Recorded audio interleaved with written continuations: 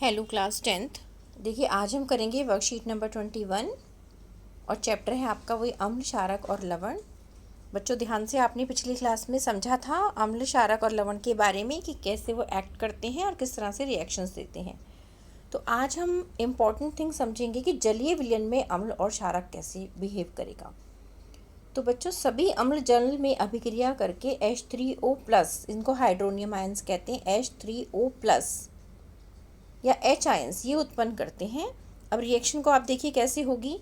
HCl plus H2O will give you H3O ions plus Cl negative. जल की अनुपस्थिति में HCl अणुओं से H आयन पृथक नहीं हो सकते, ये आप ध्यान रखना।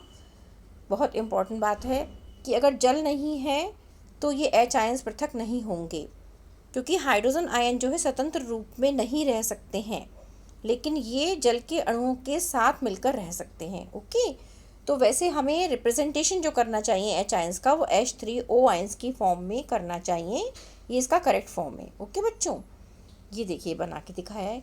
तो इस प्रकार से अगर ये तो अम्ल के साथ दे रहे हैं वाटर में, इसी प्रकार से अगर क्षारक है, कोई भी बेस है और वो OH आयन उत्पन्न करता है, तो इस प्रकार के क्षारक को जल में जो घुलकर OH आयंस दिखाएंगे उन्हें हम क्षार कहते हैं। तो क्षार जो होते हैं वो एल्कलीज, जिनका हमने नाम दिया है, वो वाटर में डिसॉल्व करने के बाद में OH आयंस देगा। ये दोनों इक्वेशन से आप देख पा रहे हैं। ओके, अब इम्पॉर्टेंट थिंग ये आती है कि अम्ल और क्षारक में जल मिलाने पर क्या होता है। बच्चों ये बहुत ही इंपॉर्टेंट बात है कि ये जो रिएक्शन होगी ये ऊष्माक्षेपी है, एक्सोथर्मिक रिएक्शन है। बहुत ज़्यादा अमाउंट में हीट इसमें इवॉल्व होती है। तो जल में सांद्र नाइट्रिक अम्ल या सल्फ्यूरिक अम्ल को मिलाते समय हमें अत्यंत सावधानी रखनी चाहिए, क्योंकि अम्ल को सदैव धीरे धीरे ड्रॉप बाय ड्रॉप और हिलाते हुए जल को ऐसे नहीं डालना कि आपने कोई भी अगर लैब में एक्टिविटी करते हैं, पानी लिया है और उसमें आप एकदम से डाल देंगे, एक्सप्लोजिव रिएक्शन हो जाएगी, बहुत अधिक हीट निकलेगी, ये बीकर फट भी सकता है। तो हमें बहुत प्रिकॉशनली धीरे धीरे जल को हिलाते हुए drop by drop acid act करना है उसके अंदर। और सांद्र अम्ल में जल मिलाने पर उत्पन्न हुई ऊष्मा के कारण मिश्रण जो है वो आस्फलित होकर मीन्स विस्फोटक हो सकता है और इससे एक्सीडेंट हो सकता है। इसलिए सांद्र सल्फ्यूरिक अम्ल के कैन या सोडियम हाइड्रोक्साइड की बोतल पर चेतावनी का चिन्ह बना होता है ना, डेंजर टू यूज़। तो कोई भी ऐसा एक्ट नहीं करना है, ध्यान रखिए इस बात का। फिर देखेंगे कि जल में अम्ल या क्षारक मिलाने पर आयन की सांद्रता में प्रति इकाई आयतन में कमी हो जाती है। मीन्स जो उसकी कंसंट्रेशन थी वो चेंज हो जाती है बच्चों। जो H आयंस और OH आयंस वो पहले दे रहा था वो अब नहीं दे पाएगा उस तरह से। इस प्रक्रिया को हम डाइल्यूशन कहते हैं या तनुकरण कहते हैं। मीन्स पानी मिलाने पर अम्ल या क्षार जो होते हैं वो डाइल्यूट हो जाते हैं। ओके बच्चों, क्लियर। अब देखिए नेक्स्ट जो थिंग है बहुत ही इंपॉर्टेंट, जो है आपकी सार्वत्रिक सूचक, यूनिवर्सल इंडिकेटर। अभी हमने पीछे इंडिकेटर्स डिफरेंट टाइप के किए थे, आज हम करेंगे सार्वत्रिक सूचक के बारे में। तो यह हमने जब विलयन में H आयन या OH आयन की सांद्रता में कमी और तनुकरण के बारे में सीखा, तो क्या हम मात्रात्मक रूप में किसी विलयन में मौजूद इन आयनों की मात्रा ज्ञात कर सकते हैं, और क्या हम ये आंक सकते हैं कि दिया गया अम्ल या क्षारक कितना प्रबल होगा। तो इसके लिए हम सार्वत्रिक सूचक का प्रयोग करते हैं, और जिसमें ये बताया जाता है कि हाइड्रोजन कंसंट्रेशन कितनी है।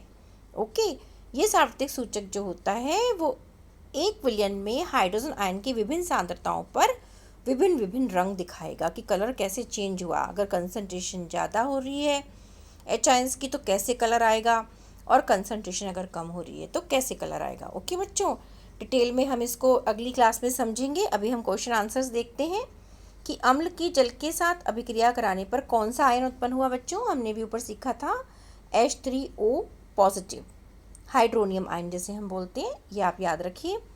जब कोई क्षार जल से अभिक्रिया करता है तो कौन सा आयन उत्पन्न होता है, OH नेगेटिव, हाइड्रोक्सिल आयन। अम्ल को तनुकृत करते समय वह यह क्यों अनुशंसित करते हैं कि अम्ल को जल में मिलाना चाहिए, ना कि जल को अम्ल में, क्योंकि बेटा ये रिएक्शन बहुत एक्सोथर्मिक होती है, ऊष्माक्षेपी अभिक्रिया है। इसलिए जल जो होता है वो न्यूट्रल है, उसमें ड्रॉप बाय ड्रॉप क्या ऐड करेंगे, एसिड ऐड करेंगे और जल को हिलाते हुए किसी भी स्टिक से, स्पून से इसको हिलाते रहेंगे, देन हम इसमें ऐड करेंगे। ओके बच्चों, अम्ल के विलयन को तनुकृत करने पर हाइड्रोनियम आयन की सांद्रता कैसे प्रभावित होती है?